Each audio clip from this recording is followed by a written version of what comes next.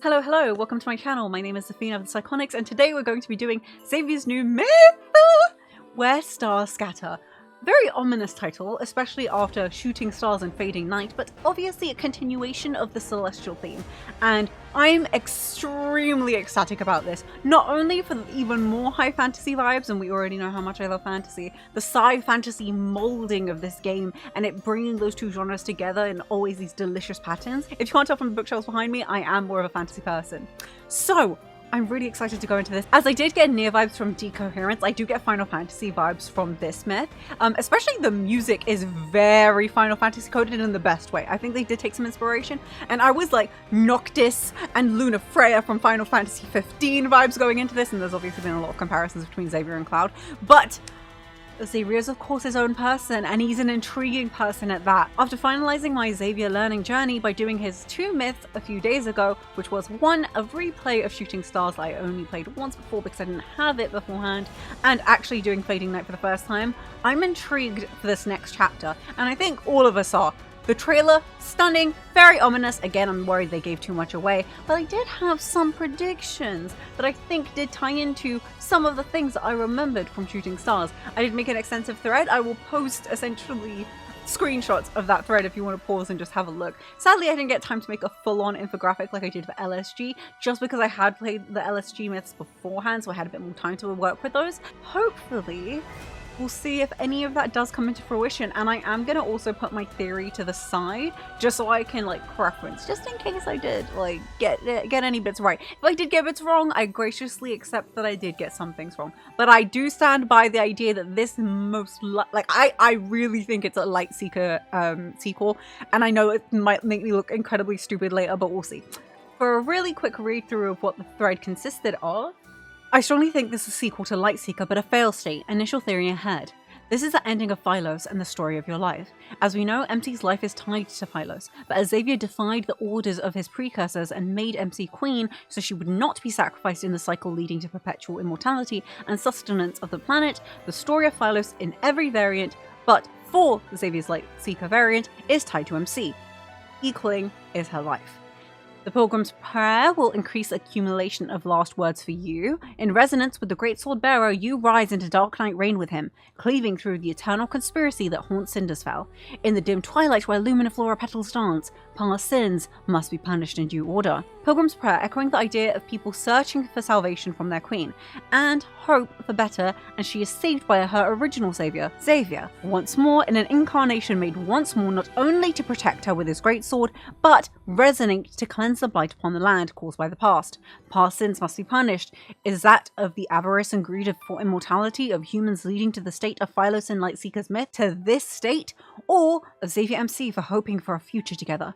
MC was in quote-unquote centuries of solitude, which coincides with her being left to rule as an immortal amongst immortals on a dying planet when Xavier left on his quest. This could be Queen MC or a reborn Queen MC. She does not wield a sword or know to use one, and so is teased for doing this with a wooden sword by Xavier. And therefore, everyone has succumbed to a horrid fate that is torturous and cyclical that in a secondary scenario she is unaware of. She's referred to as the Chosen One. Xavier is cursed by the Wanderers, who have some level of sentiency, if the scene aligns with the dialogue, because he abandoned them. They meet in a field of what appears to be Xavier's forget-me-nots, an irony if she is a reborn version who does not remember him. Light and death hand in hand, all must die. Combat line infers he is cleansing and offering deliverance. He's crude, cruel, and callous. He also has been honest, even in our current state, of the selfishness of the immortals from whence he came. In a failed state scenario, such malice would only be amplified, as he has always criticized the people he ruled, though he is wise nonetheless. Faith built on lies, the people trusted the royalty, but were also products of their circumstances, therefore condemned their rulers. The Queen and King's sword cleaves through the conspiracy of eternity. Eternity is a lie the people of Phylos were sold, because they were indoctrinated and grew up with a mentality of normalcy towards their mortality, not understanding the cost. Xavier himself said a life should not be the price for a civilization.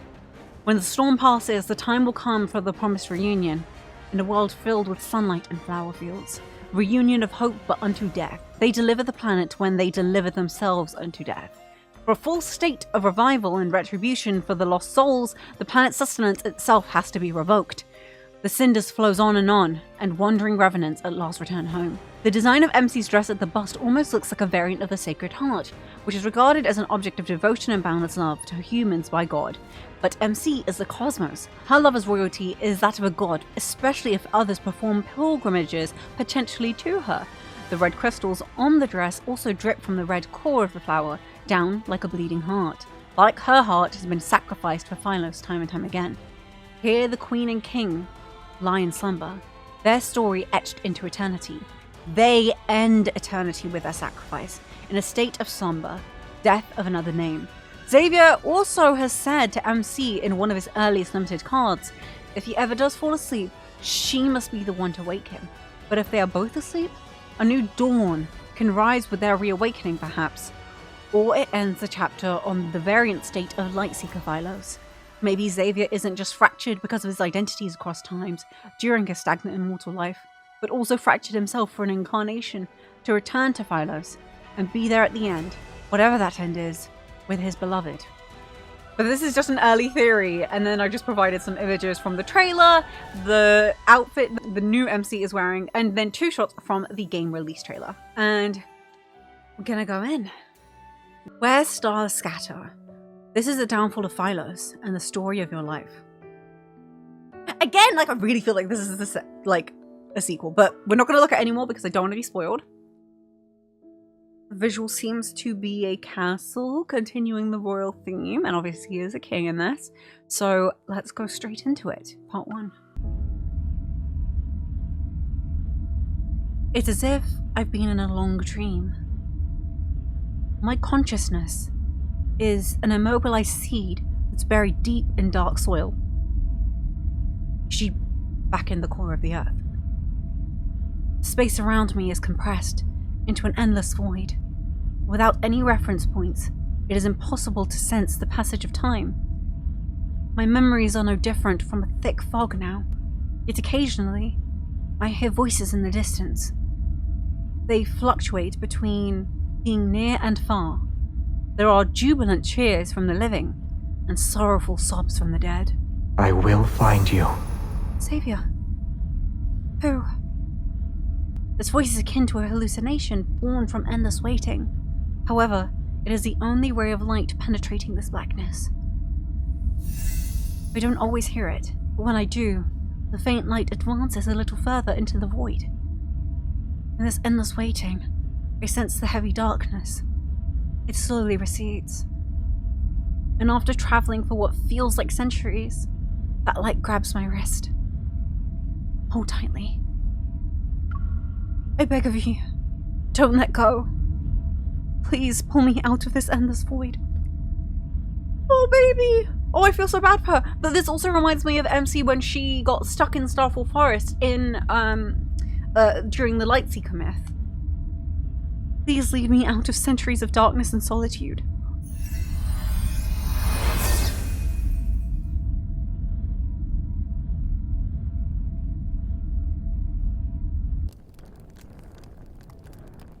The Chosen One has been summoned. She shall deliver us, Philos' survivors, from the endless darkness. Summoned? The Chosen One has been summoned. She shall deliver us, Philos' survivors, from the endless darkness. My vision gradually comes into focus, and a shattered dome ceiling materializes. Below the altar, countless pale faces emerge from the firelight. Their gazes fixated on me, are empty despite burning with great intensity. We will return to Philos prior to the apocalypse. So this is an apocalyptic state. Return to Philos? What are they talking about? Where am I? Bewildered, I lower my head and stare at my hands. My fingertips retain a faint warmth. My wrist is suddenly pulled upward. Wearing white robes, the bishop drags me to the center of the altar with an irresistible force. Excruciating pain pierces my palm. The gem of his scepter is as sharp as a blade, and blood falls. Behold, she possesses a vessel of flesh and blood! Not sacrificed again. Garbed in white, the acolytes cheer at the sight of my blood. But that means other people don't have flesh and blood, meaning it has to be like super post-apocalyptic. I know there's revenants because they were shown in the trailer. If society doesn't even have blood left, how bad did things get? While this absurd scene unfolds, a strange trembling rises. I feel it in my feet. But it is not that I'm afraid. Rather, the ground is actually shaking, reminiscent of thunder. The sound of horse hooves approaches. From my position on the altar, I can see a figure wearing black armor. The individual smashes the monastery gates to pieces. Oh my god.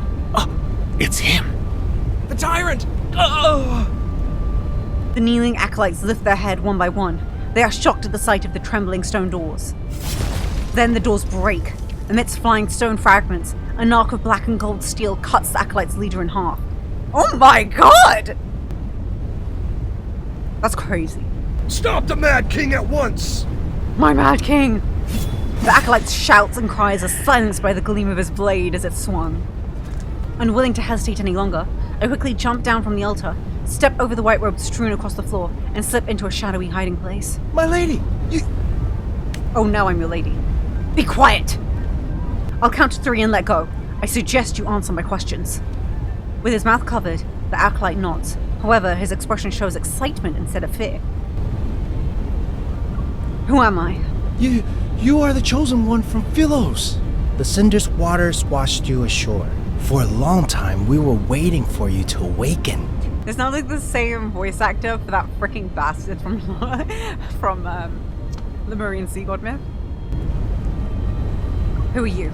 We are acolytes who belong to the Order of Babel. The Tower of We Babel! reside in the most scholarly, sacred monastery in Cindersfell. From the pre-launch trailer, Xavier said that something along the lines of humanity will always carry on searching for the Tower of Babel. Oh my god, it's all coming together. The Order of Babel? Cindersfell? You are here to help us to return to Philos. Who is he? Do you know the man who charged into this place? He is the sinner who destroyed Philos. A sinner? My memories are hazy, my mind clouded. I can't remember anything about myself. They keep calling me the Chosen One.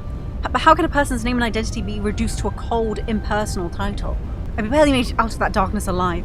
I'm not going to die here. How do I leave? The acolyte holds my hand with an iron grip.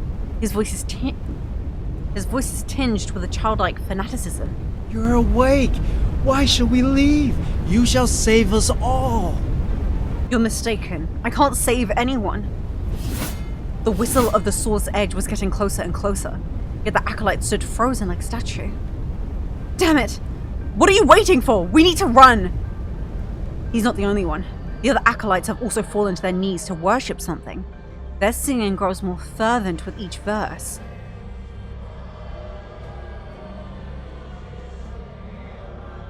But he doesn't seem like he's on my side. Ooh, I want to kill him. Just because I'm sorry, they all carry on using her. I'm gonna kill him. Then I'll push him aside. I don't hesitate. I grab a sharp candlestick and drive it into his wrist. He still grips my hand with an unyielding strength. He feels nothing, not even pain. I drive the pointed edge of the candlestick into his chest. The figure before me seems to be torn apart by an invisible force. He dissipates into dust. They're not even human. These people, all of them are. I whip my head around to look at their devout expressions. Under the light, none of them cast a shadow. These acolytes and the old man who cut my palm earlier, they're revenants. The Cindersfell they spoke of truly is a place inhabited only by the dead. Xavier, relinquish that sword which is bathed in the blood of your brethren. If you do, I shall forgive your slaughter and absolve you of your sins. Sins? What crimes did I commit to become a sinner?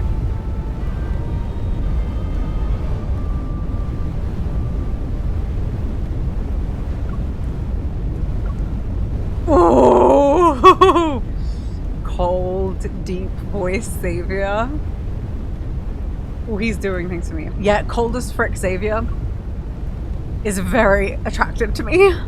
is teaching the dead to cease their incessant chatter a crime. You... I take a deep breath, force myself to calm down, and hide in the shadows. An assassin sought death at the castle. Was it your doing? They always waste their last breath singing the hymns you taught them. It is very annoying. Wait, hold on. So has Xavier been around here for a long time? Because I think I read like one of the official arts were talking about him being asleep for like 10,000 years or something, which is interesting because technically Xavier is 17,000 years old. Maybe potentially because of how they used one of the descriptions in another one of his 5 stars. So if he's 17,500 years old, maybe 10,000 of those years were him sleeping, and that's again feeding into the idea that potentially this is him, like again after like Seeker.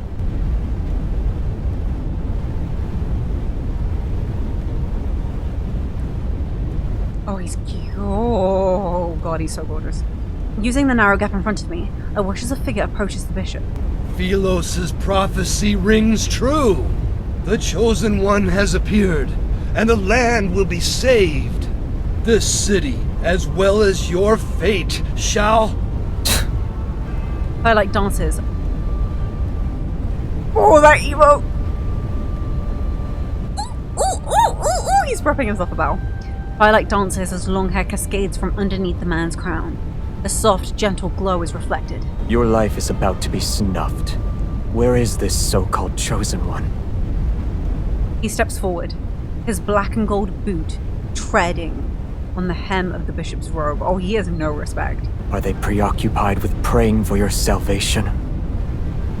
You, irredeemable traitor!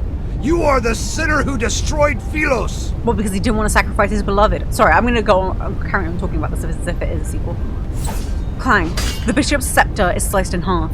He backs away until he collapses against a confessional. She shall be the harbinger of your demise. You are here to die! That is where I must correct you. I'm here to attend your funeral. He's so attractive. You're wasting your energy.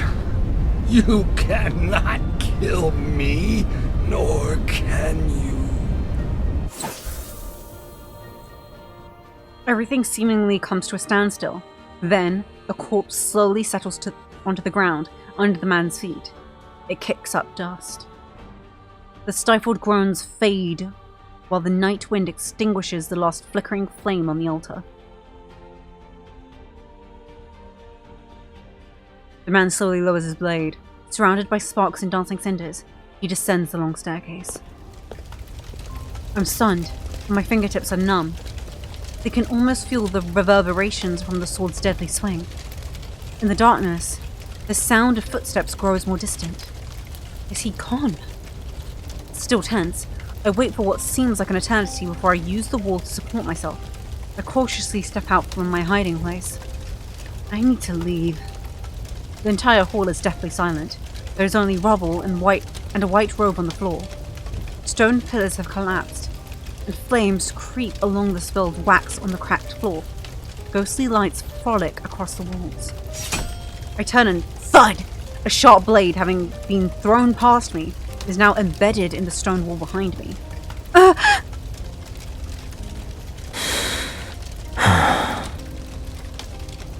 The night breeze plays with his long hair, but he doesn't move. He stares at me for a long, long time. And if she looks the same, and if he does know her, part of me feels as if we're not meeting for the first time. I could almost believe we're reuniting after being separated for years.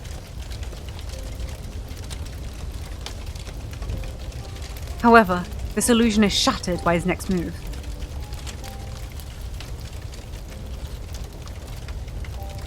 The man they called a Mad King leans down. He lifts the tip of his sword, and it touches my throat. Only the dead dwell in Cindersvale. But you know how I look. So, who exactly are you?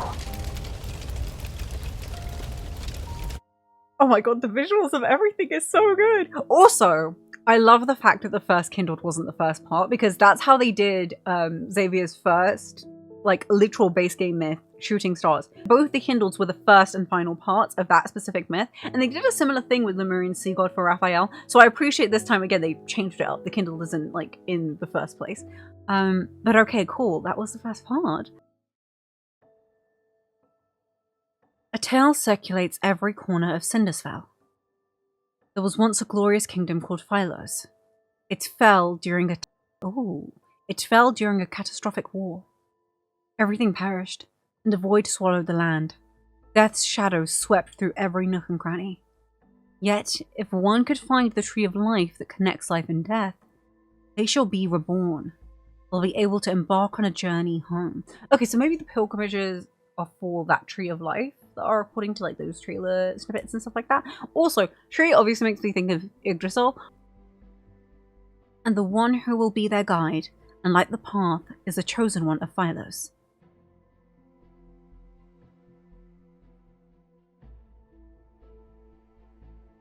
The sword rests near my throat. The slightest movement will kill me.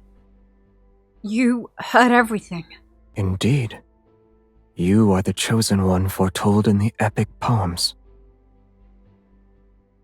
Death approaches as an inexplicable rage boils within me. I grit my teeth and speak. I also love how his crown is gleaming. Can the words of the dead be considered a prophecy? They're nothing more than last words. You want to kill me because I was crowned with the title of the Chosen One? He doesn't respond as he studies my expression. It reminds me of a hunter examining the desperate state of his prey in its final moments. Release me. Although taking one's life is easy, it's also boring. God, I love her attitude. Many revenants have already fallen. You still need more playthings? They must pay the price for pursuing eternity. And as luck would have it, you've caught my interest. Cindersfell can only be inhabited by the dead. You are alive. So are you. I have no idea how I even arrived here. All my memories remain trapped in those centuries enshrouded in darkness.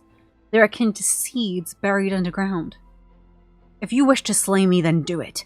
I'll be able to join their ranks as a Gambling with your life isn't how you properly threaten someone.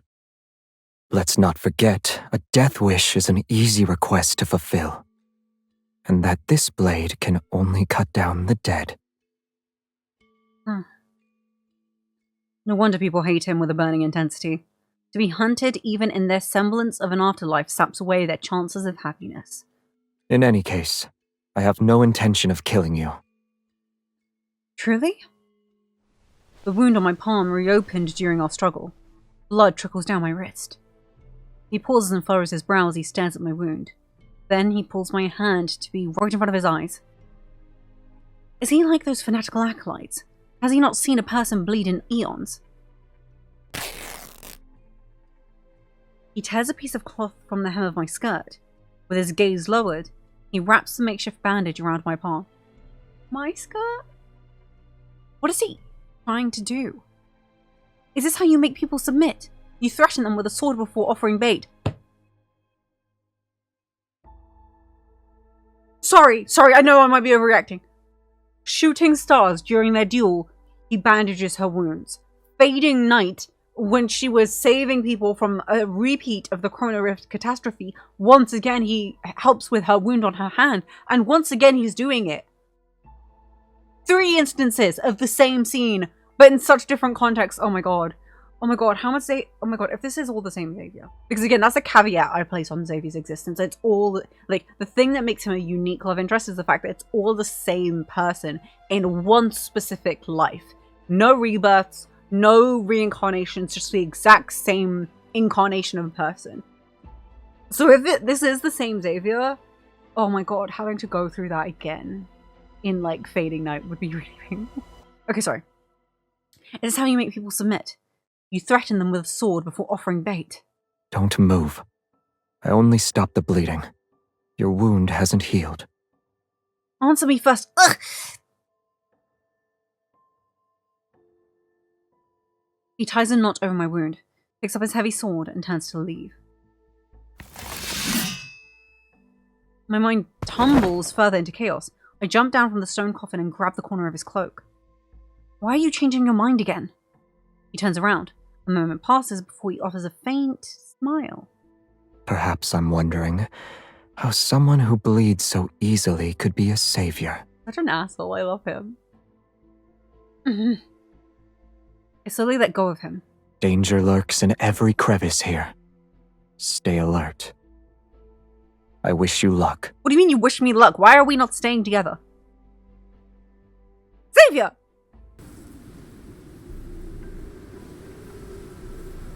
Starfall Forest. The sky darkens as moonlight disappears in the canopy of trees. The thick, tangled branches obscure the path ahead, but the scenery remains vivid in my memory. No matter where you are in Philos, you need only look up to see the imposing gloomy castle. In its opulence, it stands with solitary majesty. The moon is bright here. I was looking at a moon like this when I died. How was I slain? I can't remember. It could have happened on the battlefield. Or those monsters that bite people. When he rode past us on that horse, he splashed mud all over me. Sorry, this Revenant is so funny. You know what? Real. Because, like, how am I already dead and being disrespected? Yes, he has this deathly, murderous air around him. I was so terrified. So some of these Revenants are just normal people who are just like, dude, I'm just stuck in death. Like, I'm just trying to get by.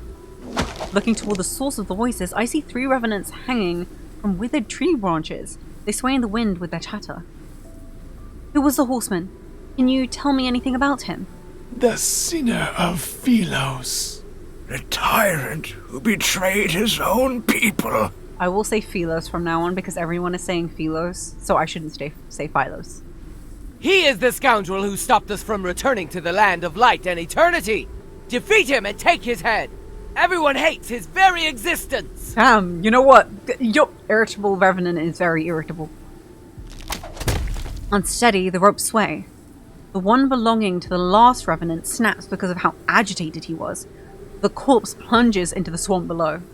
It's getting dark, and the fog is coming. You'd better find a place to take shelter. The fog. Oh, Xavier MC have... Oh, God, I wish I remember these things like better off the top of my head. There is a 4-star from the standard game, if I remember correctly, where Xavier MC are essentially trapped in a protofield and there's this fog that carries on coming, and MC is injured, and Xavier's trying to protect her, but then this whole fog thing happens, and then they end up getting out of the whole situation. It was really, really tense for a 4-star. I was just like, what the hell, how are they going to get out of the situation? But then I think it then shows this image of the cosmos at the end. I might be mixing a few 4-stars together. Editing me, you can cross-check all of this. But the idea of a fog that's like something to be worried about and comes with danger makes me think of that, as well as like obviously a Stephen King novel. But mainly it makes me think of that 4-star. This world still feels unfamiliar to me. He's not wrong. My highest priority at the moment is finding a safe location. Where can I find such a place? The city at the foot of the mountain, of course. It's the liveliest place in the area. The echoes of the royal capital still linger there. I love this voice actor. You must navigate through the forest, the swampland, and the remnants of a battlefield. This voice actor sounds like he could be in a Soulsborne game. Remember to gaze at the moon. Once you reach the ferry's dock, you can cross the river. So,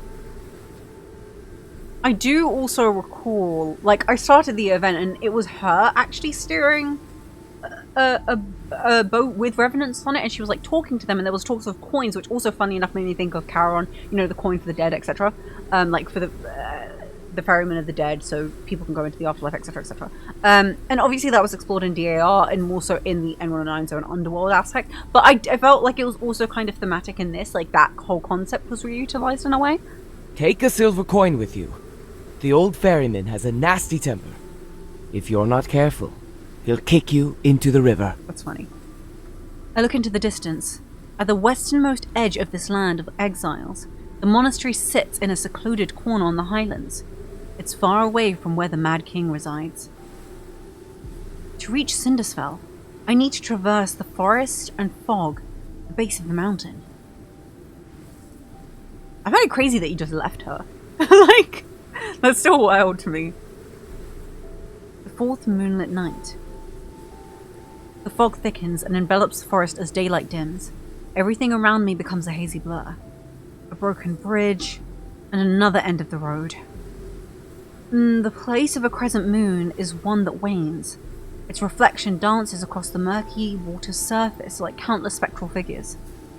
Everything that falls into the water sinks without a trace, except for the moon's reflection. I mark a tree branch to trace my path. Then I turn around and continue my trek. In a forest clearing, knights with pikes and silver armor sit around a fire. There are knights in a place like this? They aren't moving, and their lifeless eyes gaze up at the moon in the sky. May Philos prosper under eternity's divine gaze. Grandest knight? Like our teacher? Like the grandest knights from the past whose swords were used for the statue of the goddess, if I recall? May Philos prosper under eternity's divine gaze. Silence. Do you hear that? Footsteps approach us from the southwest. Only the living can make that sound. Is the Mad King here? All the knights suddenly turn their head toward me, and the fire illuminates their faces, which are paler than the silver armor. The Mad King has not graced us with his presence. However, she carries his essence. Outsider, have you pledged your loyalty to eternity itself? I haven't pledged it. What? She has no answer. She's a traitor to eternity. The suits of armor collapse as the skeletal remains within them begin to glow with an eerie blue light. Leaping orange flames surround them. Cold blades slice the air as howling winds erupt around them. Before I can react, they charge toward me. These knights in silver armor are revenants. Well, everyone's a revenant. Oh! Oh my god, she has a staff. And a pretty outfit somehow. But still.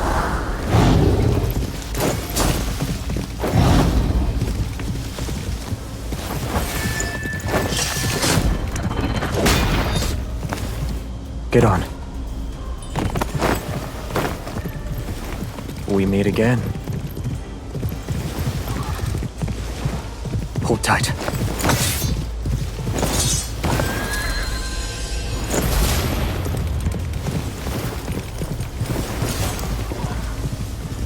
That was so cool. That was so cool. And really romantic. I want to fail the quick time event as well. We'll try that. Woman Flora. And forget-me-nots. Earlier you mentioned the price of pursuing eternity. What were you referring to? The dead are trapped in a perpetual cycle. Only painful deaths await them. Leave while you still can, or you'll meet the same fate. What can I leave?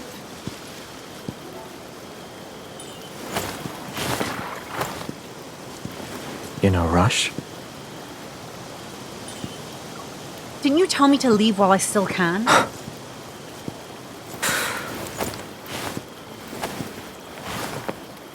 I said leave, not die. That's so cute. This land only cares about you walking into its trap. They said the fate of the city is in my hands. I'm the chosen one. It's also my weapon against you.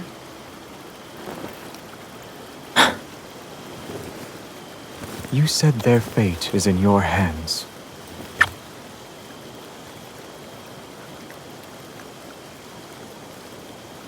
Why is he so hot? I can't.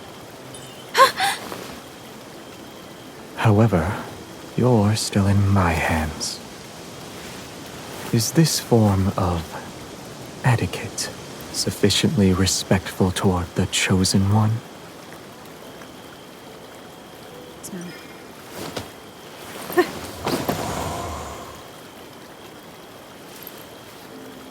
I told you this place is fraught with danger.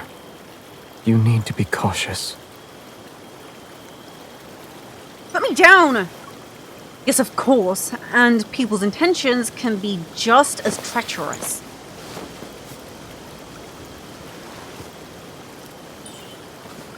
So you've never heard of Felis's prophecy? I've heard more last words. Such as? Excuses from the greedy. The pleas of those on death's doorstep. Confessions of hypocrites.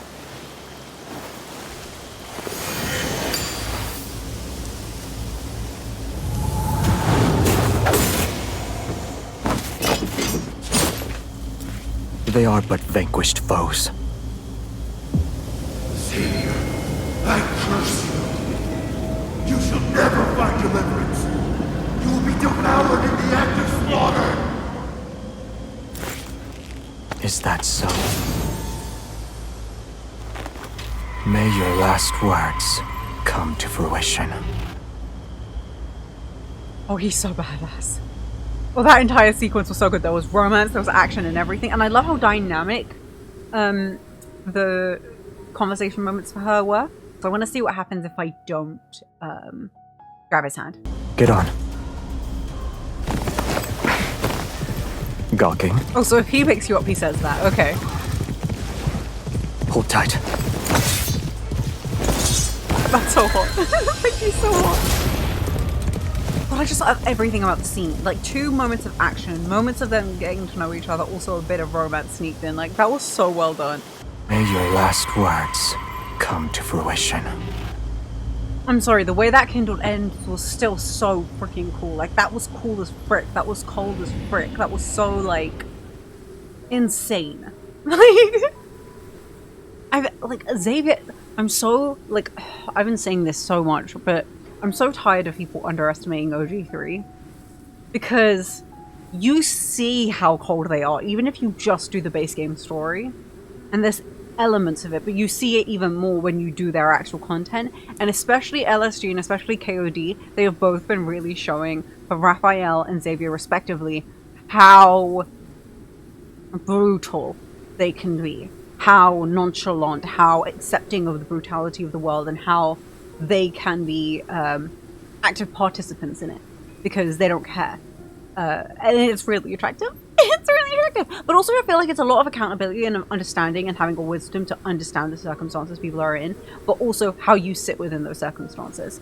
People with power do not view others the same way, and they do a really good work. Like, the writers do a really good job in how they write about it. Okay. With wails and curses, the last of the revenants falls to his blade. The mist disperses. Moonlight illuminates the armor and broken swords that lie scattered on the ground. They bear the ancient patterns of Philos. Were they Philos' knights in the past? If you're their king, then why...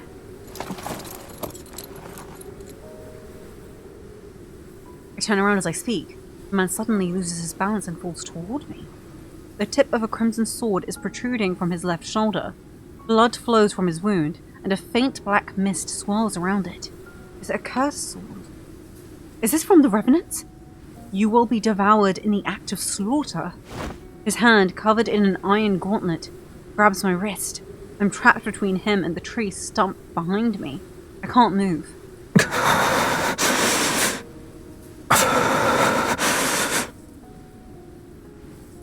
Are you... alright? When were you injured? He struggles to keep his eyes open, and although his gaze is slightly unfocused, his voice remains cold. Help me. I need to go over there. I would have done that even if you didn't give out an order.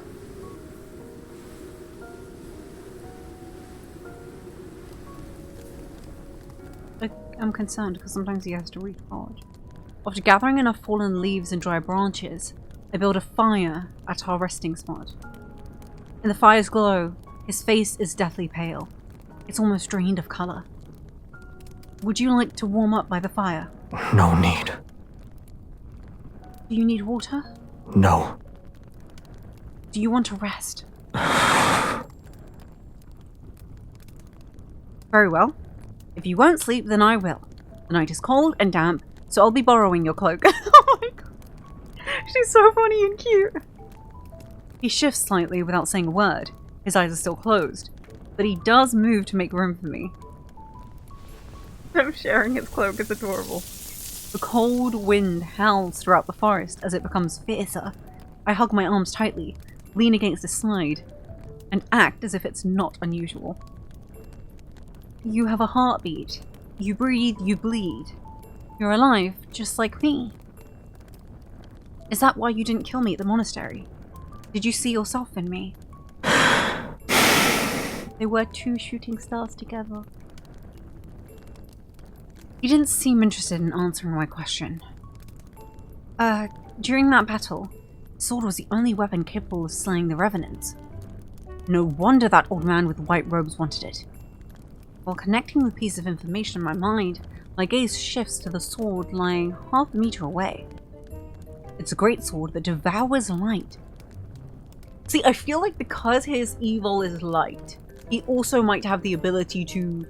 Okay, we know from that one phone call where he kind of gets a bit jealous of MC talking to someone, that he turns off the lights in the street, that he can revoke light as well as create and utilize light. So with that in mind, I'm like, is this also something that works with his sword?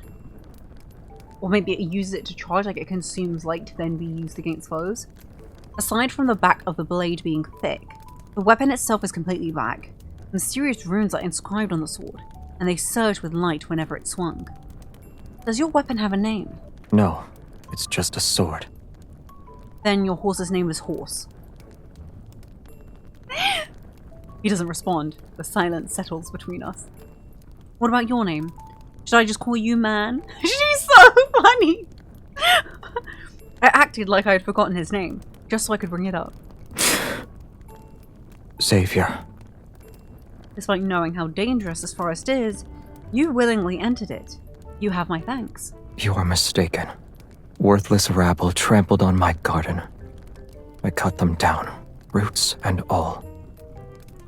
His nonchalant tone suggests I'm the first person he spared. My unspoken words remain in my throat as my gaze shifts once more to the terrifying sword at his side. I'm sorry to disappoint you, but this blade cannot harm the living. It was created to only harm the dead. Then, when you used it against me at the monastery that day, it was just an act of intimidation? Yes. Inexplicable anger rises within me, and I tug the thin blanket covering my body. The fabric in my hand feels unexpectedly heavy, and only then do I realize it's actually his cloak. Just as I'm about to let go, he slightly leans towards me. The edge of the fabric touches my fingers and carries an unexpected warmth.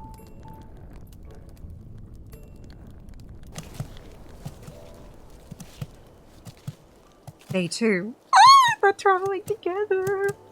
The thick fog has dissipated when I open my eyes. A crescent moon hangs in the firmament and casts its light upon the embers of our campfire. He helps me onto his spectral steed, and we traverse the forest before the next moonlit night arrives. Whenever we encounter those revenant knights, they are swiftly cut down by his massive black sword. Xavier, only an agonizing death awaits you. As we pass through a swamp, I see a dead tree that has half fallen. It's covered in the lingering souls of soldiers who died in the battle. He remains calm and spurs the horse forward. We press on.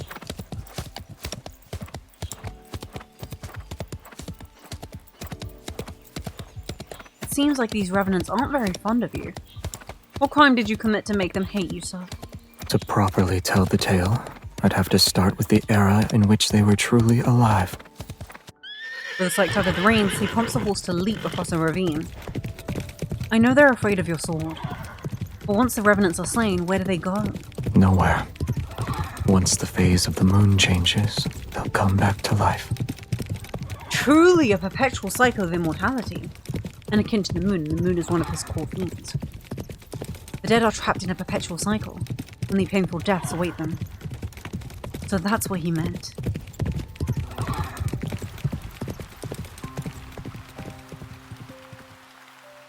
After an unknown amount of time passes, rain falls from the sky. The remnants of an ancient battlefield emerge on the distant horizon. Collapsed stone tombs accompany overturned coffins. Rusty swords, broken spears, and worn helmets are scattered about. I do have to say that the theme of a lot of this also makes me think of Soulsborne games, but also especially Elden Ring with the whole golden tree. The rain washes away the dirt from the tombstones to reveal the text carved into them. In a chaotic era, kingdoms fall like shooting stars. The Order of Lightseekers fought until they breathed their last breath. Countless blood-soaked battles fought, with unwavering courage. Their tales live on in song, their heroic deeds forever engraved in our hearts. In the year of the Philos calendar, the kingdom fell. The royal capital was destroyed, and royal bloodline was extinguished. The knights are exalted, honorable guardians. They now rest in the silence of a long night. On the day the Order ceased to exist, their names shall be carved into these historical monuments under eternity's divine gaze. Like the stars, they are distant but never cease to shine.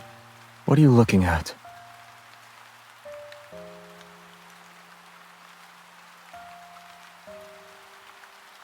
After tying the horse to a tree stump, he walks toward me. I wonder if my name might be with these knights. Because she was a knight before she became queen. If this is still between Lightseeker. Like if it's still Lightseeker equal. Why? Philos didn't meet its demise until I was gone for many years. For those who once knew me, I must have died early. If I wasn't an exiled prisoner, then someone should have remembered me. It's possible they made a memorial. Is being remembered that important to you? Well, remembering MC was important to you, Xavier. I'm unsure of when he had lifted his cloak to shield me from the rain. He's doing so many sweet romantic things. These knights fought for their country when they lived. After they died, the tombstones were used to pave roads. Being remembered isn't important. But if no one remembers you, then isn't that the same as never existing in the first place? It took him a while before he finally spoke in a calm, indifferent tone. The rain is about to cease. We should leave. My legs are numb because I was crouching for a long time. Seeing me struggle to stand, he grabs my wrist and hoists me onto the horse. In the distance, the forest path gradually widens and becomes a road. An endless expanse of land stretches toward the horizon.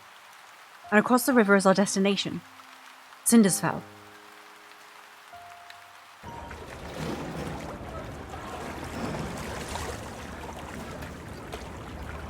Our journey, less than pleasant, all things considered, finally ends as the crescent moon disappears. A new moon rises. The ferry crossing is enshrouded in grey mist. When we arrive, the riverside is already crowded with revenants who want to cross. The revenants from earlier said I must cross this river by boat to arrive at Cindersfell. An unexpected event occurs. The lively atmosphere at the dock disintegrates when we appear. He's here! The revenants who were talking amongst themselves fall silent and back away. They create a clear path for us. Accustomed to the situation and unfazed, I pull out a silver coin I had found in an abandoned tomb. It'll pay for the fare. What about Xavier, though? Xavier remains in the same spot. It's then that I realize he doesn't have a coin. 1 coin per person. No exceptions and no credit. The ferryman looks like their teacher. I can take care of any revenants that try to cross without paying. Your presence alone is bad for my business. I'm not even sure I want to let you board. So, are you crossing the river or not? The ferryman himself doesn't even... he'd also technically be a revenant, no one else is living. He gives me an expressionless glance before silently shaking his head. Wait, I'll pay for him. The ferryman's expression changes subtly as his gaze lingers on me. He presses his lips into a thin line before gesturing for me to board the ferry. The man behind me doesn't say anything as he heads for the stern. I don't even get a word of gratitude. As soon as he steps onto the boat, however, all the revenants swarm to the stern. It starts to sink under their weight. Meanwhile, the bow, where Xavier and I are standing, rises. Either find a seat or get off the boat, you dead bastards. Isn't he no better? I'm confused. The revenants on the stern proceed to leave as if pardoned from execution. Only the two of us remain. In the silence, the small ferry moves across the water and disappears into the rippling moonlight.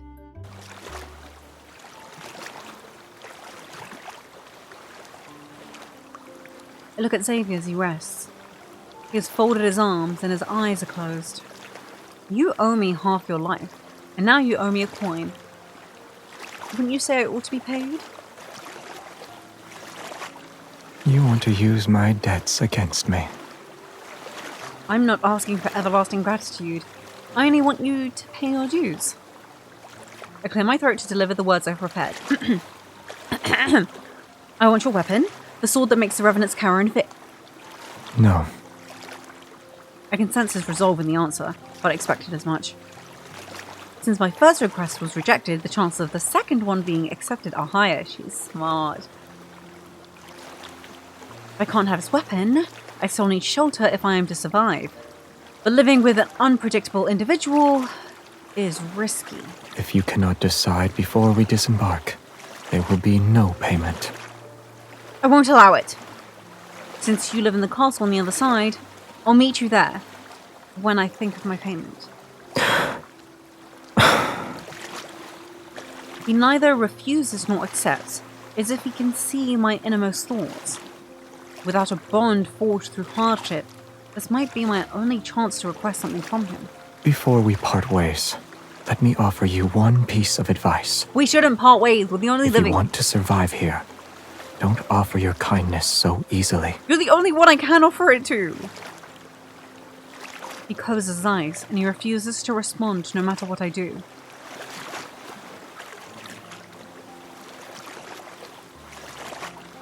The fog over the river gradually dissipates, to reveal a towering black castle in the distance.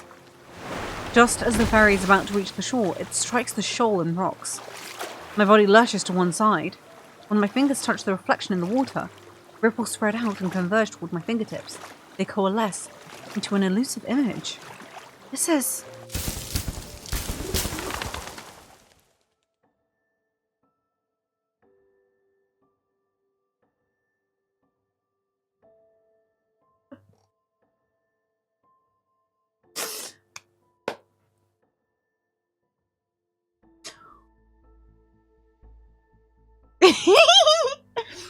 The joy. The joy of being right is just so... Again, I'm not acting like it's like the most phenomenal thing in the world, but it's nice because it's like at least the 4th time in a row I have been right, and I'm just like, yes. Because if she's seeing him in his light seeker form, that means that this is in the past. Right? Like, I hope so. Okay, unless like my reaction right now would have been really embarrassing if that's not the case. But brightly coloured flags slowly rise as white floral arrangements line both sides of the marble staircase. A young knight ascends the long staircase. Amongst the cheers of thousands, he ascends the throne. A hand places a crown upon his head. A lumen flora, the symbol of Philos' royal family, is pinned to his lapel.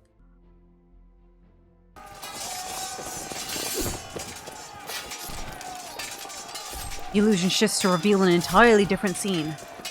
Fortifications crumble, ruins cover the land. The royal capital, once peaceful, has become a battlefield shrouded in war smoke. The rebel army storms the capital. They force the young king to take his own life. Yet their swords are melted into liquid steel in the furnace and cast onto the throne itself. Okay, that's like the 4th star with the swords behind, which also made me think of Game of Thrones, but... Oh my god, the throne room is... It's the exact same throne room, but the throne room has changed with swords behind it. Peace is restored to the kingdom a century later. There are no more casualties from the war for hundreds of years, yet people have come to despise this monarch. The knight once adored by thousands is now reviled. He's nothing more than a mad king. They're definitely playing references with Elden Ring and Game of Thrones. The boat is docked. You should get off now. That's gonna stop her illusions. What happened? Because that means he would have had to come back if he became king and then the Mad King. which is what I suggested. But I wonder what caused him to come back. Was it while they were in space he decided to come back? What called him back? She also did say, Xavier said, as long as, to Queen MC, he was like, as long as Your Majesty doesn't call our blades to steel or something like that, then they'll be gone. So maybe she did call them back? I don't know. The voice pulls my thoughts back to reality. I raise my head and notice the space beside me is empty. Then I see his past. Shock washes over me, and in the darkest hours of the night, scattered lights illuminate a ruined city in the distance. The wind rustles the grass as his figure quickly vanishes into the darkness. Well, at least I know where the castle is, so... That was only part 2! That was long! This myth is going to take ages. Oh, I'm so satisfied though. The quality! Oh, I love this. I've been wandering the city for days. Although I failed to discover new information, I feel more free than ever before. What surprised me was that every revenant here firmly believes they'll return to Philos one day. And before I knew it, I started to believe it too. Within that rotten black castle is the Mad King, who sits on an abandoned throne. Countless kingdoms, innumerable cities, all their denizens wept under the hooves of the tyrant's iron cavalry. All weren't meant to be immortal in the first place. As a square in the busiest part of the city, many revenants have gathered. I pull my hood tighter and move closer. The dead were turned into weapons. Their bones and souls are mere cannon fodder for his wars. What wars? He's literally a one-man army. When he confronted the Order of Babel, many of our brethren were reduced to ashes by his hand. So the interesting thing with the inclusion of the whole Babel thing, especially is like how it's meant to be about humanity's pride, hierarchy, gods looking down and lowering humanity when they get too far past their own ambitions. Because technically, this is exactly what had happened. Humanity went too far in this state, where they did achieve immortality that they were never meant to have, and that's why they fell. And you could say a similar mirroring as what's happening with Lemuria, and even go back as far to what was happening with DAR, if you remember the lecture that Zane was giving. Where he was speaking on how, like, one of the students was essentially talking about potentially being immortal, and Zane's like you're not talking about combating illness, you're now talking about combating the idea of death itself. That is a problem. That is what will lead to things being wrong, and the whole issue with Ever in the first place, and a lot of these stories, is this consistent pursuit for immortality when it goes beyond the bounds of what we should be doing morally, physically, and every other aspect, because existence, being limited, it is of core importance. It's a core part of evolution, and it's a core part of anything that does exist.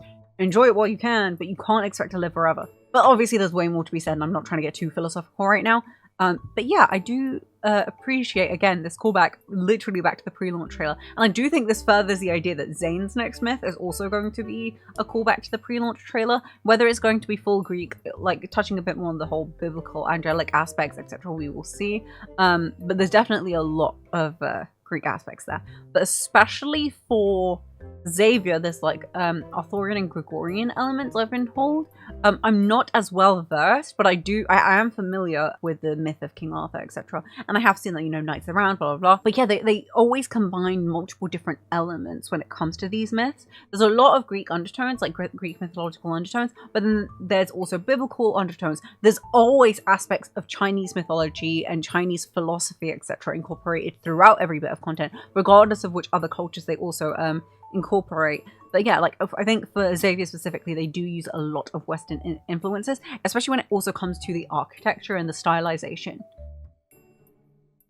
In the center of the crowd stands a revenant in white robes, passionately denouncing the Mad King's crimes. He's dressed as an acolyte from the Order of Babel. He looks familiar. Is he the acolyte who escaped that day? Will we come back to life next month? Unhand me! Well, he spoke facts. No more dissenting voices rise from the crowd. The Revenant Acolyte surveys the gathering before speaking with satisfaction. But we have received good tidings! The Chosen One, who shall deliver us, has answered our call! She's already here! Uh-oh. Anticipation ripples through the Revenants. and some lower their heads to whisper a devout prayer. Most fix their intense gaze on the acolyte. They eagerly await his next words. Before the apocalypse descends, the sacred pilgrimage ceremony will proceed as planned. We shall reach the Tree of Life and return to our homeland. What is this pilgrimage ceremony and Tree of Life they speak of?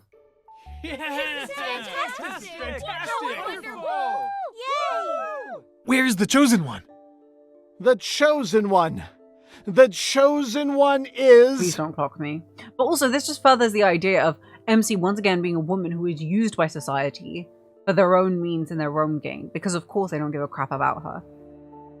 It's what she can do for them. A sense of foreboding stirs within me.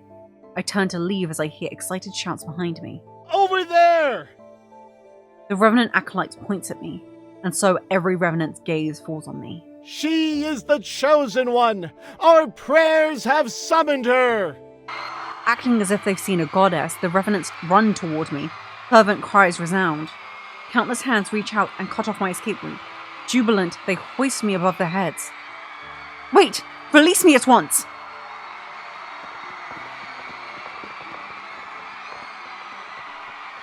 The Revenants carry me to the castle perched on the tallest hill.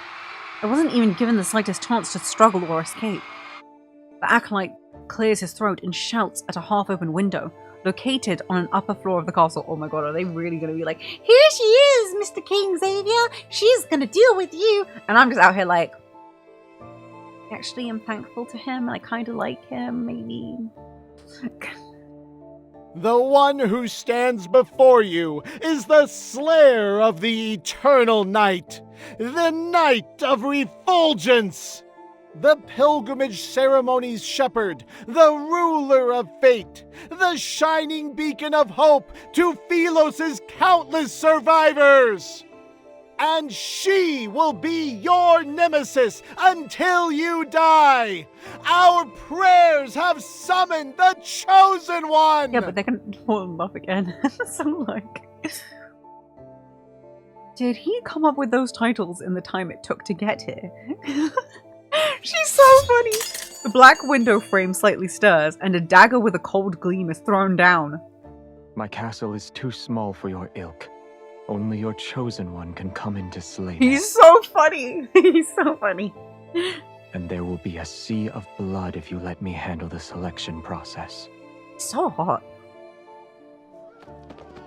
In the blink of an eye, the righteously indignant revenants scatter in all directions. Even the enthusiastic acolyte runs away and disappears like smoke. A chill runs down my spine as I look up. The figure near the window meets my gaze.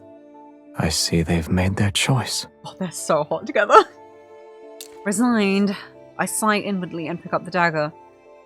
Open the door.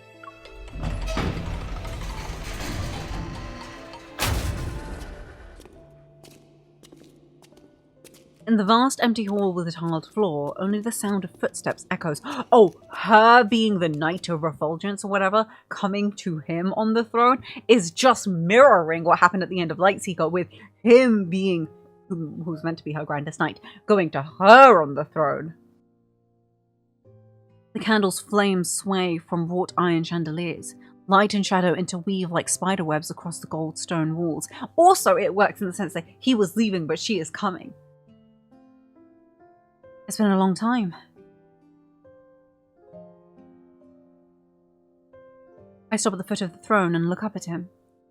You bear all their hopes and dreams, and their very faith rests upon your shoulders. How does it feel? It's not great. But I'm not here to duel you to death. I know what I want for that silver coin.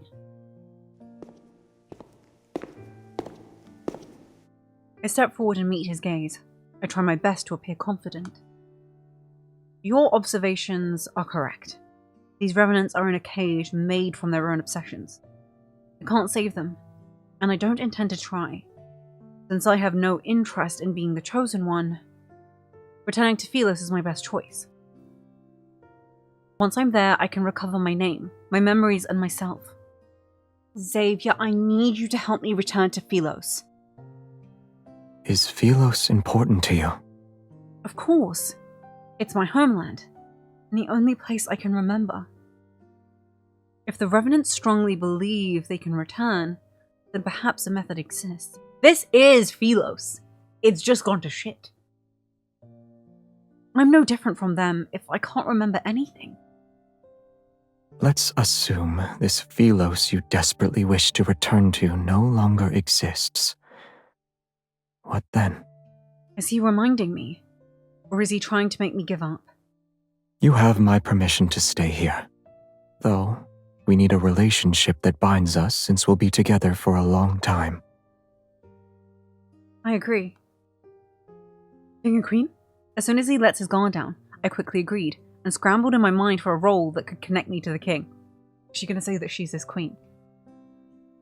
Minister, attendant, knight, or a loyal subject? In any case, I'll need time before I can give you a satisfactory answer.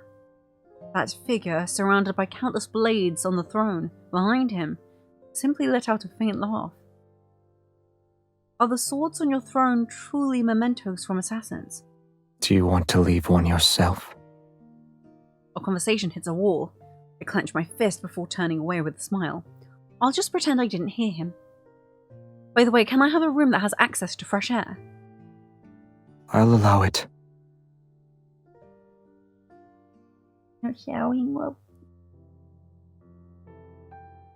After I entered the castle, the underground gambling den began taking bets on how long the Chosen One would die. Getting thrown into a forest with evil phantoms, only to be devoured, sinking to the bottom of the cinders, or dying because of his massive blade. These 3 deaths are ranked with different odds, but they're at the top of the list. No one believes the Mad King will let me live. If the Chosen One dies, then it means they weren't the real one. So they'll wait for another. However, if the Chosen One survives and escapes from their enemy, that means the Revenants from that land of exiles cheer. Their dreadful suffering will finally come to an end.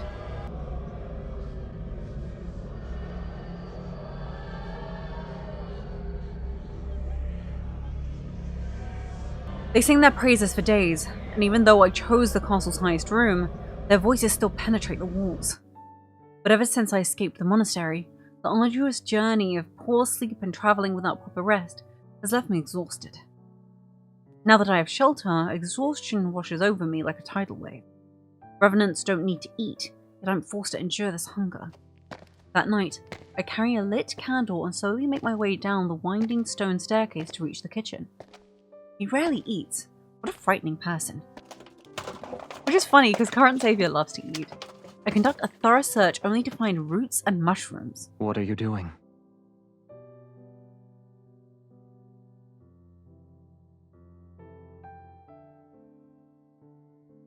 Don't you need to sleep? I heard music, so I decided to investigate. What instrument is that? The sound is unique. He's so funny. It's the wailing of a hungry ghost.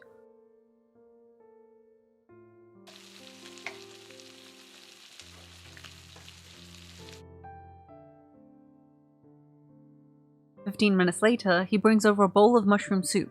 It's brightly coloured. Oh, I don't trust Xavier to cook. This is all I have. It's alright, I'm not a picky eater. The taste is rather strange, but I've been starving for several days. It's nothing short of a rare delicacy. Okay, well, a palate isn't very refined at the moment. Once I swallow a spoonful, my stomach begins to churn violently. The entire world seems to spin. Bizarre, otherworldly visions appear before my eyes. Did he give her, like, drugged soup? Or, like, the mushrooms themselves were not meant to be taken? Revenants dance in the air, and Xavier's black cloak suddenly transforms into a giant floating blanket?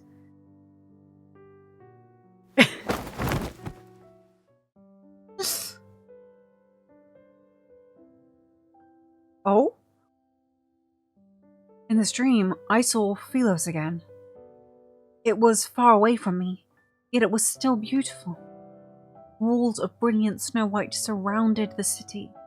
Towers loomed in clusters, their vibrant flags fluttering. Streets gleamed with a soft radiance.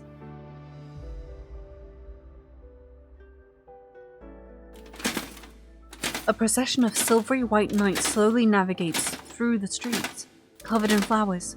They head to the ancient royal capital. The knight who's leading them is surrounded by people. It's impossible to see his face clearly. He carries a certain air. Although he has returned from his journey, his presence is strangely familiar.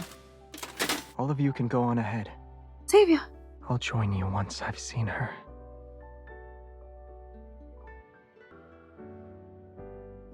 The sun, moon, and stars revolve as he turns around. My vision blurs and the white city walls transform into a clock tower bathed in the sunset's glow. It's literally how they met. Oh my god, this is literally confirming it! Oh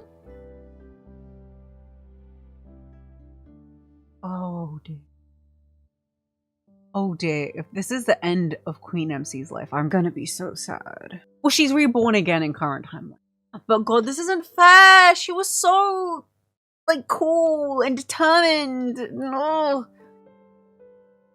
She was such a vibrant character. Oh god, I don't want... Oh, this is gonna hurt, isn't it? It's gonna hurt like a bag of bricks. I should know what to expect at this point, because I always love every MC and they always go through so much. He turns around, sees me and smiles. Before I can recognize him, a flock of pigeons flies past us. Their flapping wings obscure his eyes. I thought you'd never see me again.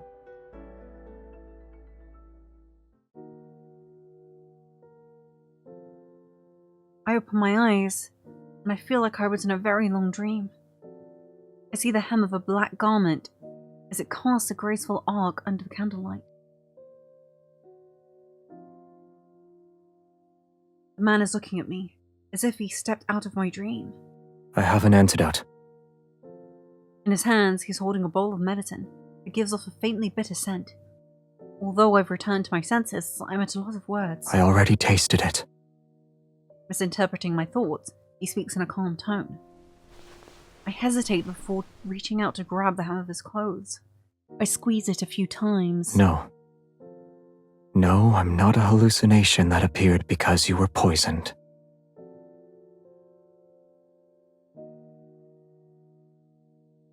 He sits down at the edge of the bed, his elegant long fingers supporting the back of my neck as he brings the bowl of medicine to my lips. His pose is unmistakably intimate, yet his expression remains unchanged.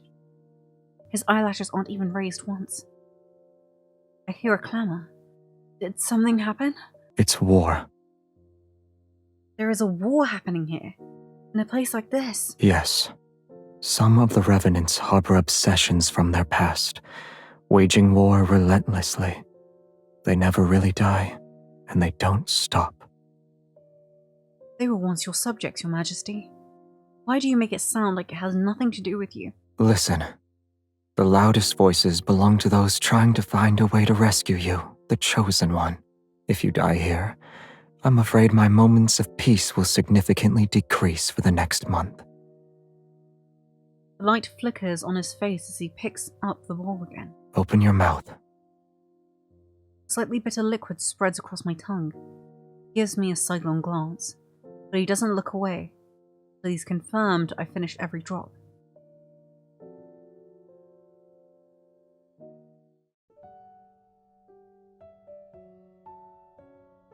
During the days I've been bedridden, outlandish rumors have spread throughout the city.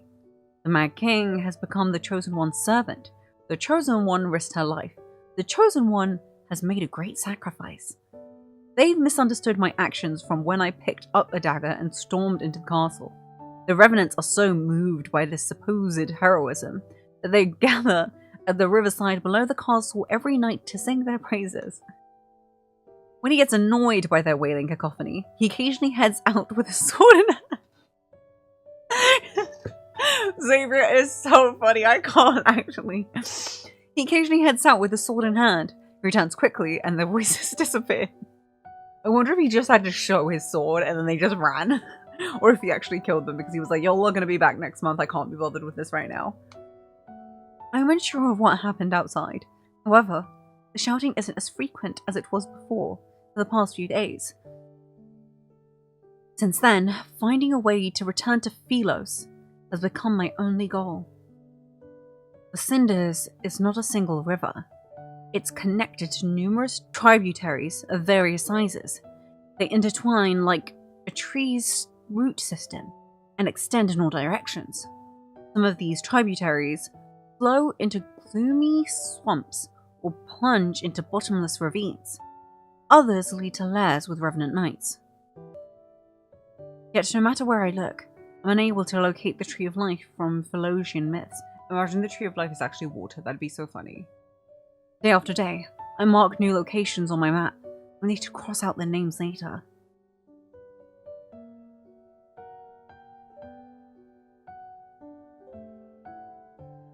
Exhausted, I climb down the castle wall. The moon has already reached its zenith. A figure is in the garden behind the castle. His hair reflects a faint luster under the moonlight. Is that Xavier? His interests have changed as of late. Instead of killing others, he grows flowers. Yet, not even a fraction of light touches Cinderspell. Only luminiflora grow here. The flower he tends to is one I haven't seen before. Forget me not? A wavy leaf sea lavender. What kind of flower is that? Curious, I walk up to him. He glances at me before he continues to water the plants. One that shouldn't be able to survive here. Then why are you growing it? Also, it's like that Xavier free 10-day card, where like he is essentially able to give his light to a flower version of MC, which is obviously like a Little Prince retelling kind of version. But like, it speaks to how his light can also work like energy, like the sun's light. So maybe he can also provide his light to these flowers for them to grow, which also just speaks to how his powers are significantly more diverse than people think they are. He doesn't answer me, his fingertips touching the withered stem. I'm not sure if he didn't hear me or doesn't want to respond. I know you have secrets. You don't need to tell me. The fact that I have secrets shouldn't be a secret. But this secret is related to a certain person, yes? I crouch down beside him and push aside a cluster of leaves. The watered leaves' veins have taken on a yellowish hue, and the light blue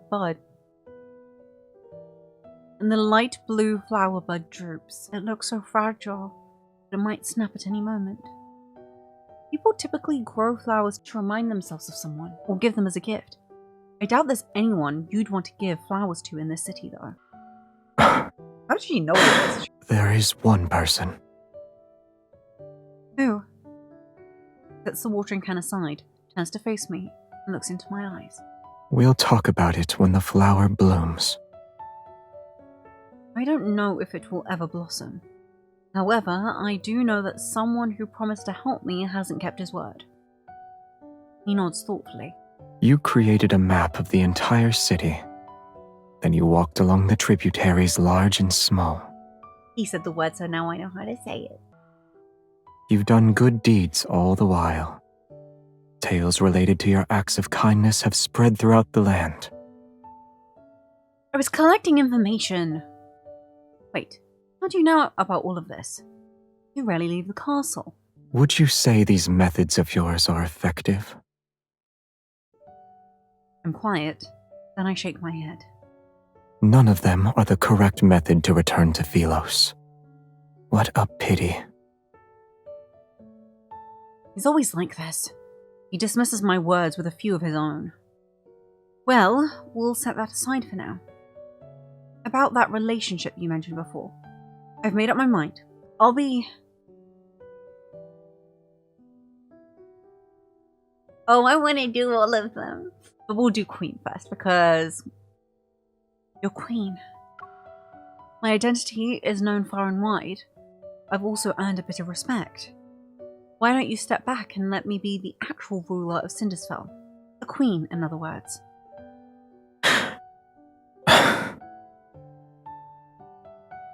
That way you won't be bothered by outside affairs. It doesn't matter if you want to plant flowers, kill revenants, or live a quiet life. But it's simply, I want to be someone who's important to you. Oh, he's having Queen MC flashbacks.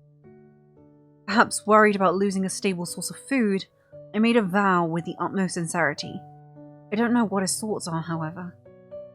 What do you mean by important? Let's say you're the only one that matters in my life.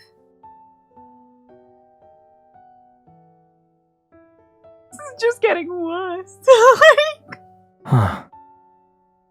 So you want to protect me? She did. As his grandest knight, she also wanted to protect him. As if he couldn't hear me clearly, he crosses his arms and takes another step toward me. He's pretending he made a humble inquiry. I doubt you need my protection when you wield a sword like that. But when those revenants attack again, I'll be by your side. He laughed. He actually laughed. I can hardly believe my eyes. I can help you figure out a method. On the other hand, you need to find a way to make a flower bloom. Are you sure it can still be saved? Well, I can resonate. Let me work.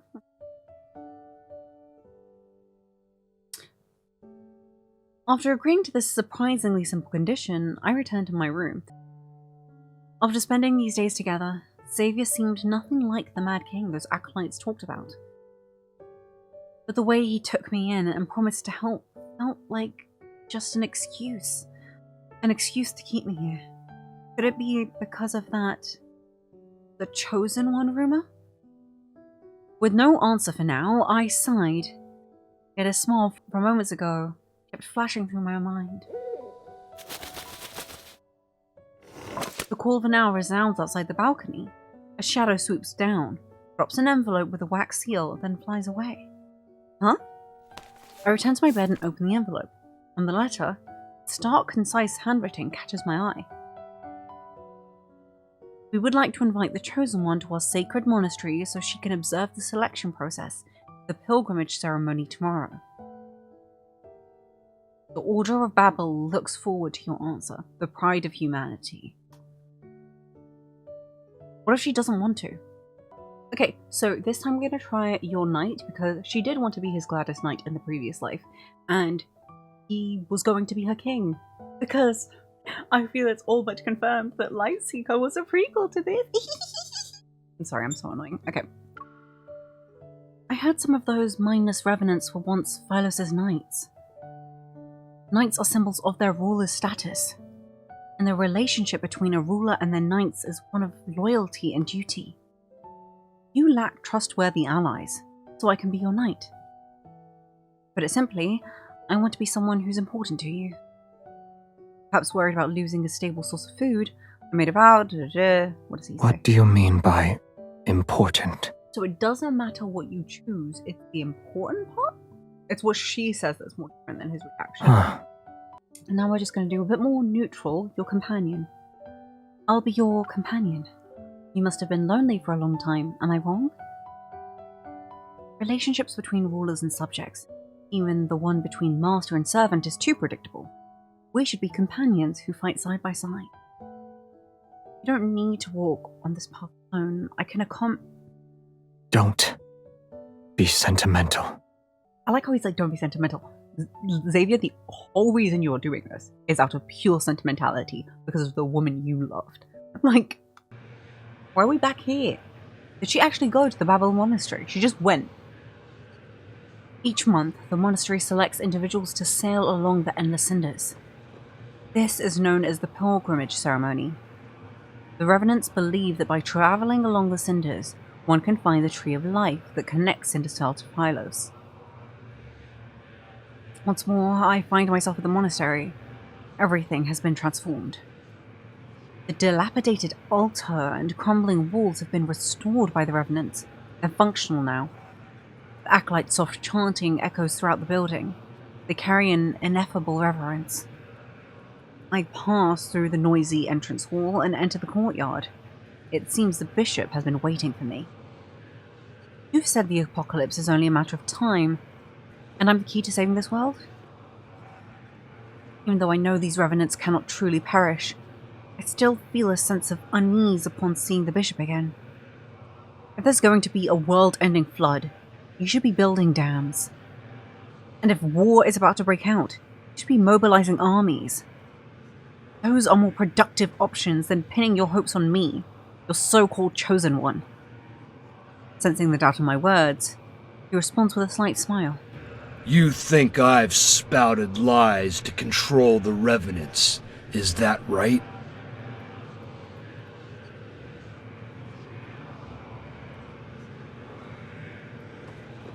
Why do they believe in me?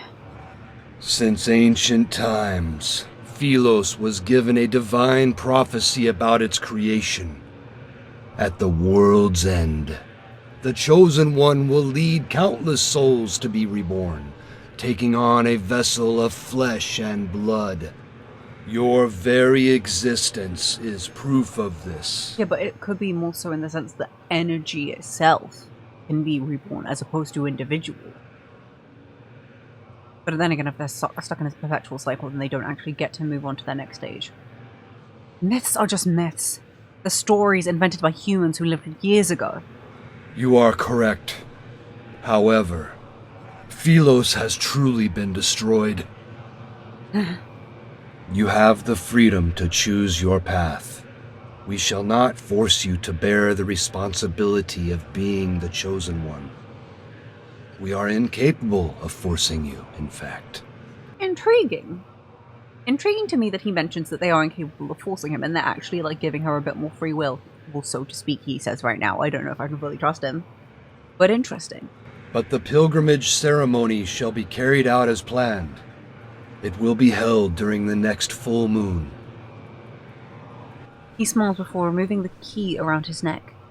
He places it in the palm of my hand. Memories prove one's existence, yet those who died here are trapped. They can never create new memories. That's an even worse perpetual cycle. If you cannot understand our faith, then I implore you to visit the underground library and see for yourself. For several days, I immersed myself in the sea of books. Although I found no records related to the pilgrimage ceremony, I learned what happened to Philos during my absence. In the beginning, the energy needed to extend the planet's lifespan was almost depleted. Beasts called Wanderers grew increasingly violent and occupied most of the planet. Even an immortal planet sustained with energy would fail to escape the fate of decline. After 200 years of silence, a young woman with not a drop of royal blood ascended the throne. Under her rule, Philos reclaimed its former glory for a time. This period would later be called the Morn Era. However, historical records about her are scarce. They've only managed to preserve the magnificent spectacle of her coronation. Her life and fate were seemingly erased by an invisible hand. There is nothing but a blank void. The situation in Philos grew increasingly dire as time passed. The royal family and citizens were split into several factions. Their constant disputes rendered the monarchy on the brink of collapse. Natural disasters raged while the fires of war burned without end. The flames of chaos swept across the land, destroyed the last vestiges of the old world order. The last monarch of Philos was an undefeated arbiter of judgment, yet he was the tyrant who supposedly led the kingdom to its demise. So he had to have come back. But why? Like, obviously he's come back, but why and how? And ooh. The tyrant addicted to bloodshed, the embodiment of corruption, a fallen god who was devoured by the darkness. This must be Xavier. In every historical record of him, the fall of Philos is almost universally blamed on that king. What did he do? He didn't let MC reincarnate, which then caused things to get worse, I would imagine, because, like, obviously then the planet's taking more and more people for its own sustenance, and they're becoming more and more wanderers. It's just hard for anyone to survive. And I guess to the point where there are no more people, that everyone's basically these revenants and wraiths, basically, because they can't even be consumed by the planet for energy. Or did Queen MC just succumb to her own fate eventually? I'm so curious. Yet as I carefully read through the list of crimes, I feel as if he can't be blamed for everything. What part of the text made you stop reading?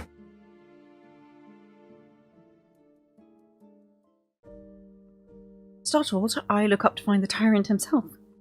He's leaning down from the balcony above, and his gaze is fixated on me. Why are you here? My only important person disappeared.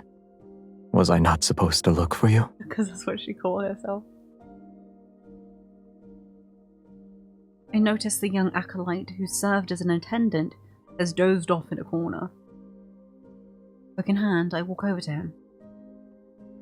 All these meticulously detailed accusations and atrocities, they read more like fantasy than history. He neither confirms nor denies it. He jumps down from the balcony and picks up a book. I can only imagine what expression the acolytes would have if they saw him walking around as though he owned the monastery. According to this book, the first 200 years of your reign were referred to as the Golden Epoch. Must have been wonderful. Why did... Some matters should remain shrouded in the unknown. If you don't want to tell me, then that's that. I'll assume all these myths about you are true since you won't say anything. I hesitate, but my curiosity eventually gets the best of me. Lightly holding the book, I move closer to him. So what happened to the royal capital of Philos? It was destroyed. What about the holy sword of the goddess? The statue was shattered. Astria Knight Academy, and the oaks behind the Star Hunters main building. I desperately recall the places I can remember. Burnt to cinders, along with all the birds in the forest.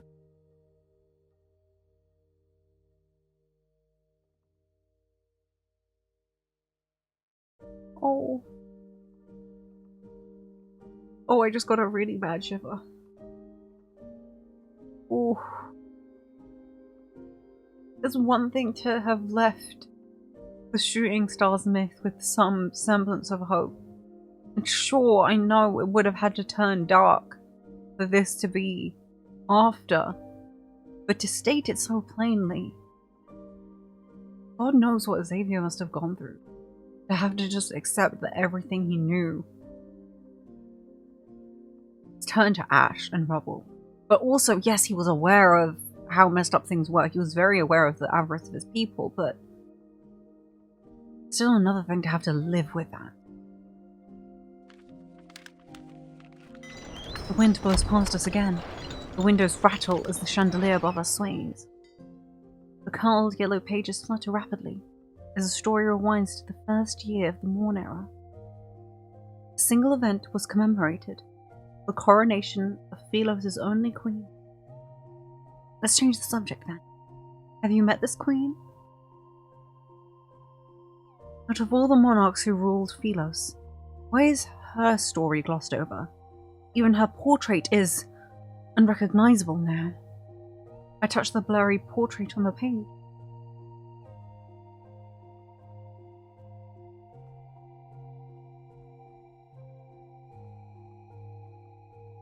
Oh god, every time I think of MC, it really hurts.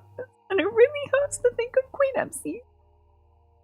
The ink has been smudged. He looks up, and his gaze lingers on that page. Then he turns away. I don't remember. I will say that your impression of Philos is too idealistic. Does he truly not remember, or does he not allow himself to? But those revenants said Philos. They have no memories, and those without memories can only believe the stories told by others. Lend them your ear for too long, and you'll become just like them. I know. I'm already someone without any memories. That's why I want to return to Philos and find them. The revenants will be at their strongest during the full moon. We'll head back once you've seen enough. Only now do I realize that he's here to take me back, even if he didn't say so directly. I see. You're worried about my safety. Sorry, I just need a moment because I actually have tears in my eyes, so I just need to... You said you needed to find me because of our agreement, but it's actually because of loneliness. You've lived in that castle for too long. The absurdity of our deal, these awkward expressions of concern, there's chance it's because he's been alone and bored for years. I won't stop you from drawing your own conclusions. Right. Good. I'll do just that. Especially when it involves matters that make you uncomfortable. You refuse to speak of them. In either case, I narrow my eyes and lean toward him. I push the book he's holding to the side. The city of Revenants has existed for over 100 years. Have you truly been alone all this time? The Revenants exist in groups, and the acolytes gather together. They pray all day and all night in the monastery. I can hardly imagine what it must be like to live alone for hundreds of years, never aging, never dying. And this is honestly the tragedy of him having a stagnant immortal life. Aren't there any friendly Revenants you can talk to? You want me to become close friends with them? Not all Revenants are disagreeable. You're already prepared then. For what? You'll be their only goddess. And once you're no longer needed, you'll be a sinner they hate. Just like they probably referred to the time he came back as the Golden Epoch, but when things didn't go their way, they condemned him. A complex, indescribable emotion wells up inside me. I retort before I can stop myself. You always say they deserve to be trapped in their futile obsession for eternity. Nor are you and I any different from them. Aren't we also trapped? I'm obsessed with returning. What about you? Obsessions are for the dead. I have none. You liar. He turns, his profile etched in moonlight. Yet his features, obscured in the shadows, the way he glanced back at her. Look at that, oh my god, the eye tracking, so good. I can't help but feel like nothing matters to him. Whether time passes or stops, whether the flower he tends to blooms or not. Just waiting. For what, I'm not sure. An inexplicable sense of frustration and loss bubbles inside me. Never mind. Ooh, it's so hard because they're both dancing around it, and I really wonder how much he remembers and knows. But obviously, all those years of being alone are going to have a toll on someone. Don't leave just yet. I found these books for you. He furrows his brow slightly. Still, he turns and takes the books. Philosian Guide, Caring for Flowers, and How to Identify Edible Mushrooms. That's so real. I'm not sure if flowers can bloom without light, but watering them 3 times a day will definitely kill them. They're so cute, I love them. Hey, Xavier, hey, we need to say bye. Hello, it's me, editing Zafina once again, and this was a very long myth to get through. Fantastic for quality and time, however it does mean that we do have to split it up into 2 parts. Isn't this love story going great so far? And so to watch the rest of it, please meet me again in part 2. Bye!